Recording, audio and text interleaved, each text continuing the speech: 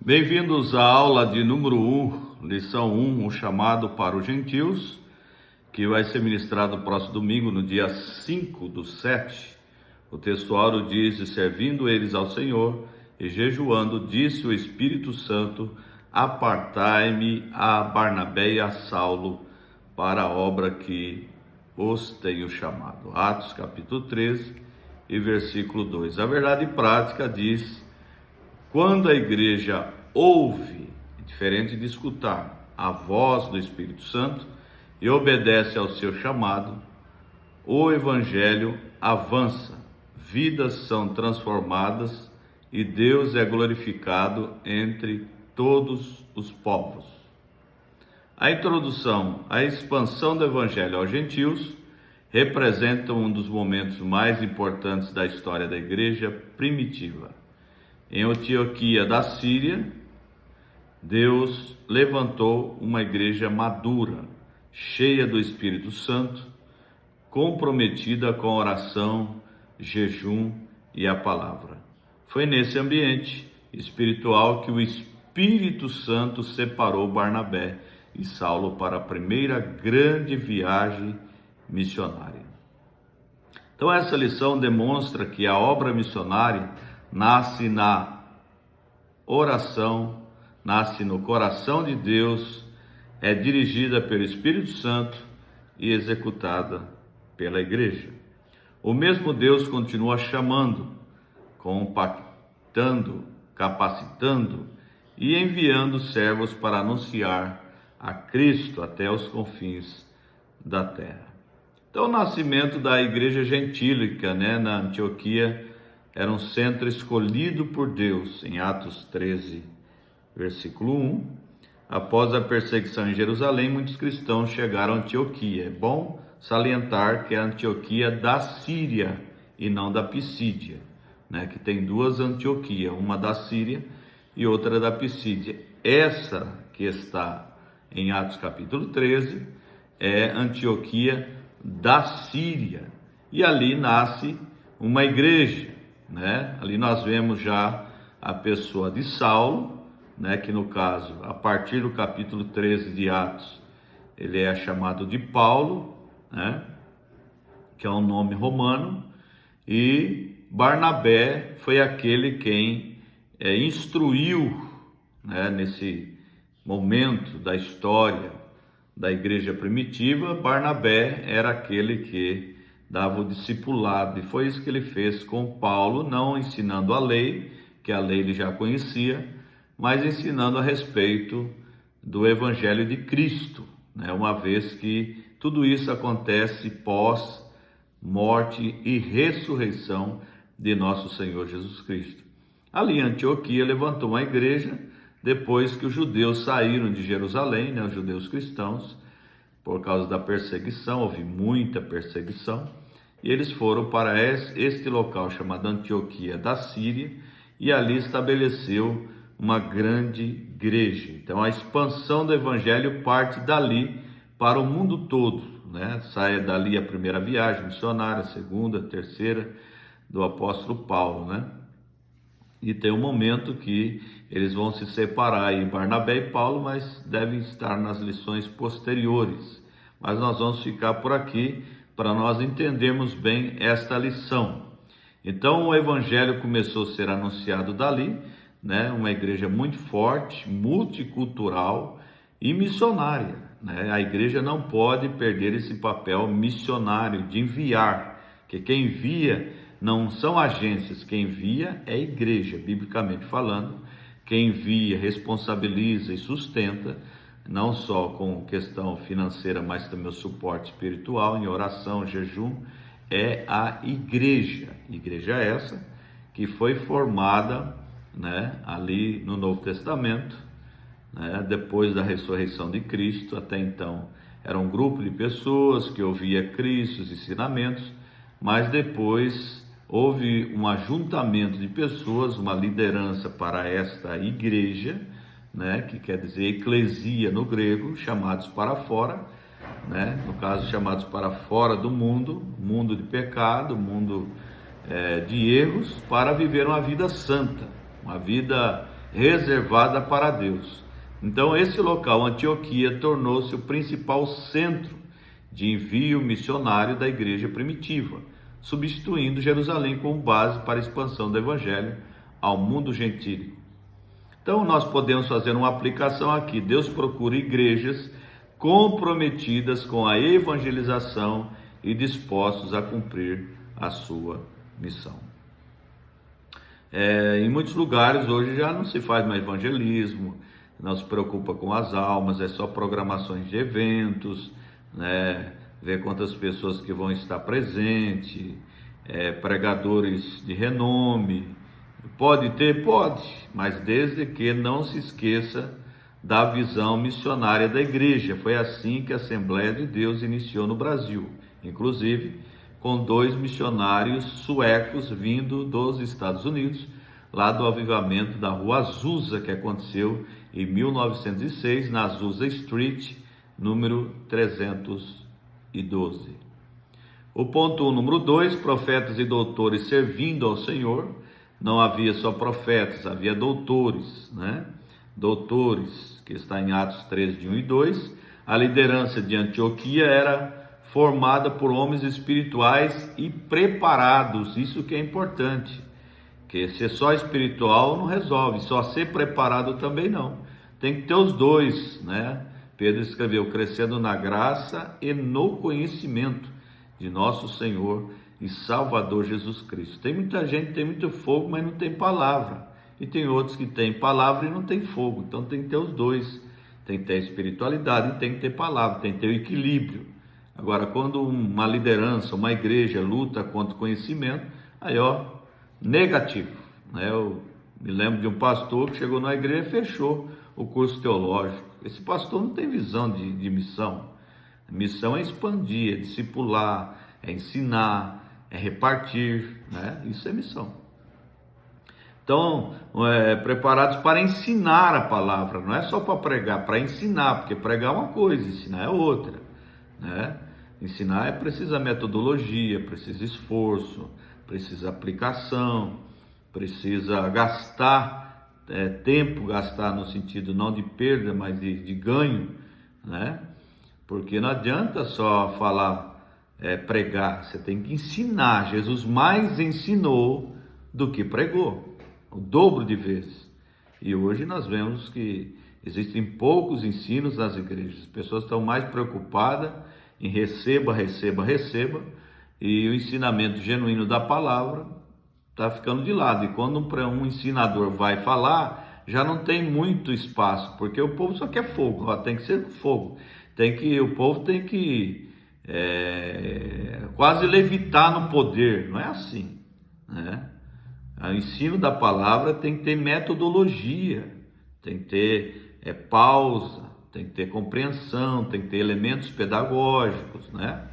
Por isso que eu escrevi um livro, está saindo aí agora, provavelmente lançaremos na EBO, agora de Umuarama, de 22 a 26 de julho, que é Guia Prático para Professores da Escola Dominical. Ali está a metodologia para adultos, para crianças. Então vai ser uma ferramenta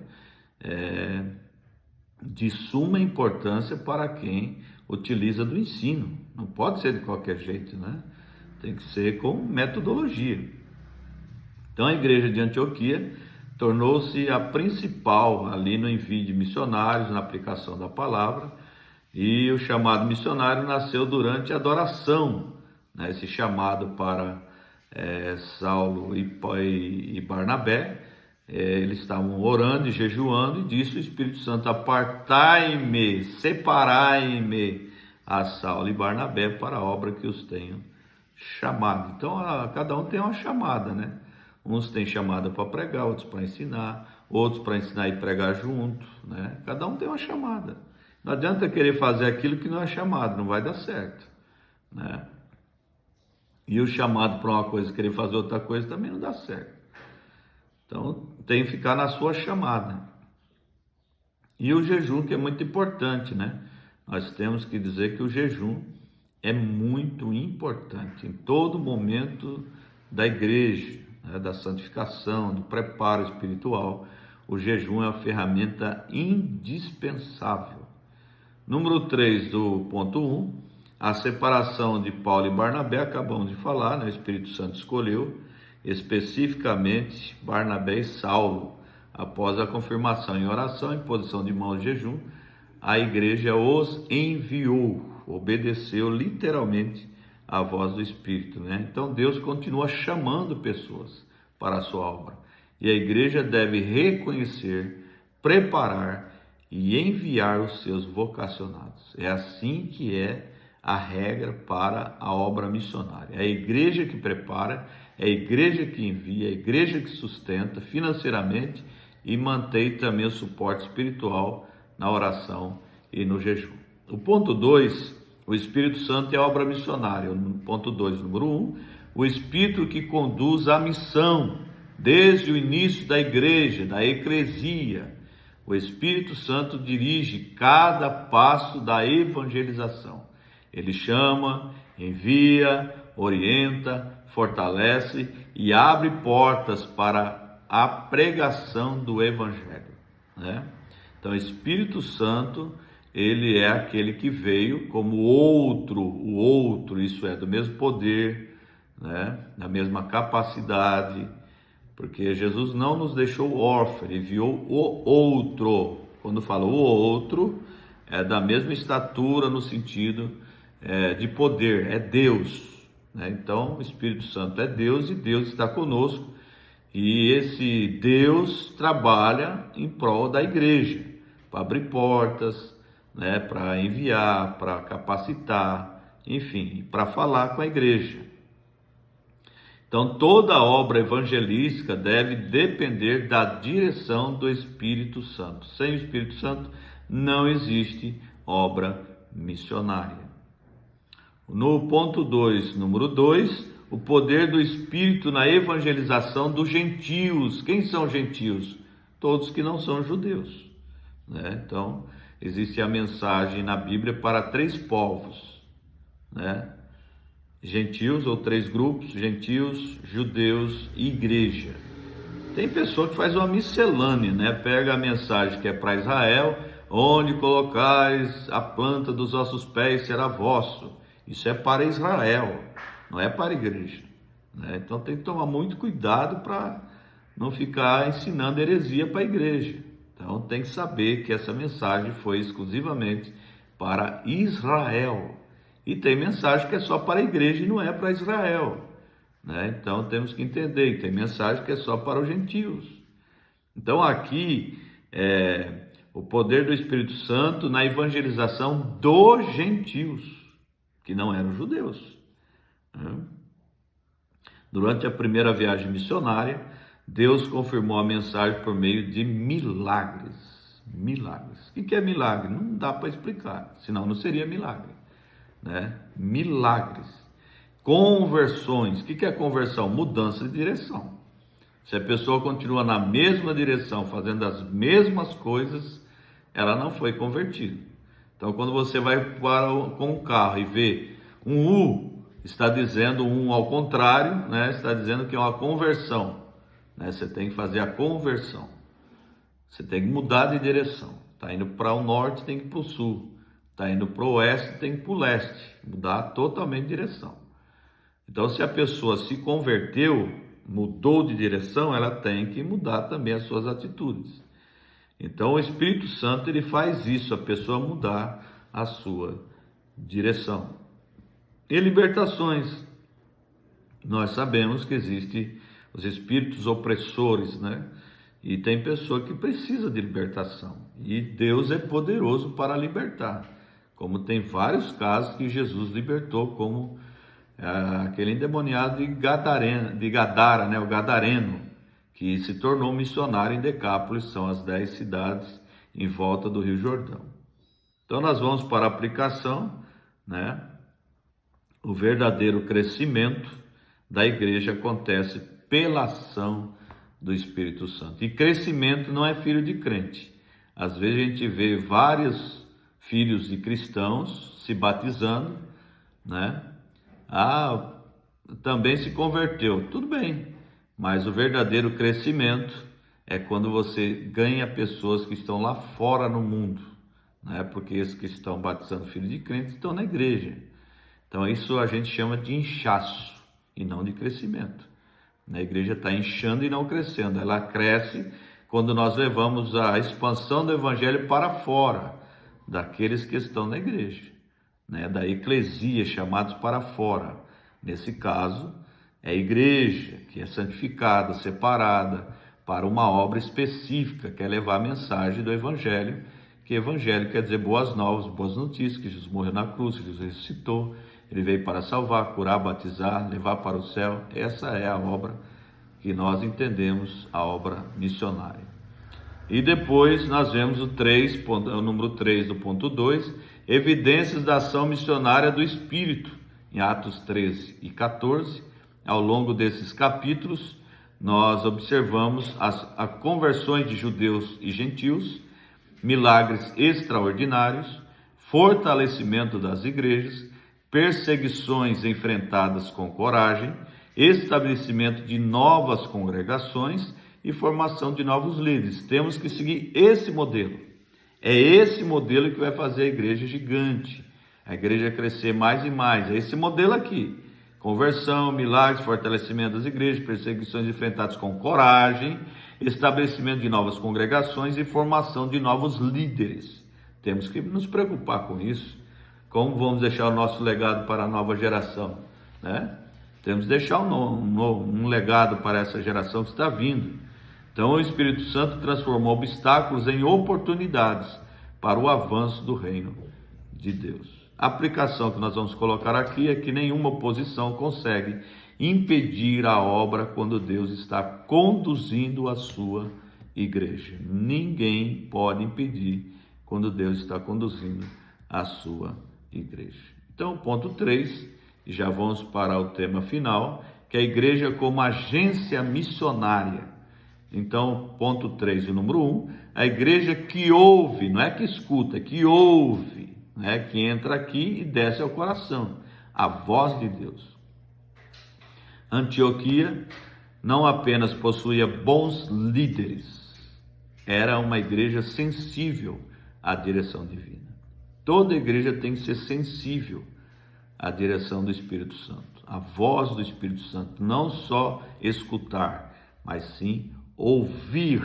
Ouvir, isso é, quando se fala-se ouvir, é aquele que recebe a palavra e pratica a palavra. Esse ouviu, se não praticou, só escutou, né? Então a missão começa quando a igreja aprende a ouvir Deus antes de agir.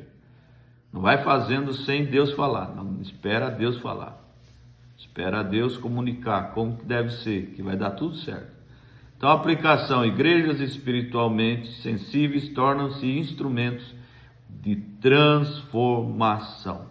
Número 2 do ponto 3, uma igreja que envia e sustenta seus missionários. A igreja não apenas enviou Paulo e Barnabé, permaneceu apoiando sua missão. O trabalho missionário exige oração pastoral, que é um cuidado pastoral, apoiando sua missão. O trabalho missionário exige oração, né? Exige jejum. Então nós podemos aplicar que todo cristão participa da missão indo, né? Ide, portanto, indo, contribuindo, intercedendo ou apoiando aqueles que foram enviados. Então tem várias formas de você fazer missão. E o número 3 do ponto 3, uma igreja que cumpre a grande comissão. A ordem de Jesus permanece inalterada: ide por todo o mundo. Algumas lideranças entendem missão para países pobres somente. É necessário? É. Mas só para países pobres? Não. Ide por todo o mundo, todo o planeta Terra, todas as nações, seja ela rica, seja ela pobre, seja ela miserável, todas as nações. Ide e pregai o evangelho a toda criatura. Está em Marcos 16 e 15. A igreja existe para glorificar a Deus, proclamando Cristo às nações. Cada geração tem a sua responsabilidade de anunciar o Evangelho até que Cristo volte. Nós podemos fazer a aplicação que missões não são um departamento da igreja, são sua própria razão de existir. Então, missões são, missão é. Quando eu falo missões no plural, tem que usar o são. Quando eu falo missão, tem que usar o singular é, né? Então, a aplicação que nós podemos fazer é essa aí. Missão envolve toda a igreja, não é só o pastor, não é só os obreiros, né? Não é só as irmãs de oração, não, envolve toda a igreja, jovens, crianças, enfim, né? Então isso é muito importante. E a conclusão, a igreja de Antioquia tornou-se modelo para todas as gerações, porque vivia em comunhão com Deus, obedecia à voz do Espírito Santo e investia na expansão do reino. Esse trimestre vai ser espetacular, né, como foi os outros trimestres, uma matéria muito importante, uma lições importantes para a igreja, hoje, para aplicar aquilo que foi aplicado há 2000 anos. Tá bom, irmãos? Deus abençoe, tenha um ótimo domingo, uma boa aula, Deus abençoe a sua aula, os seus alunos, em nome de Jesus. Até a próxima.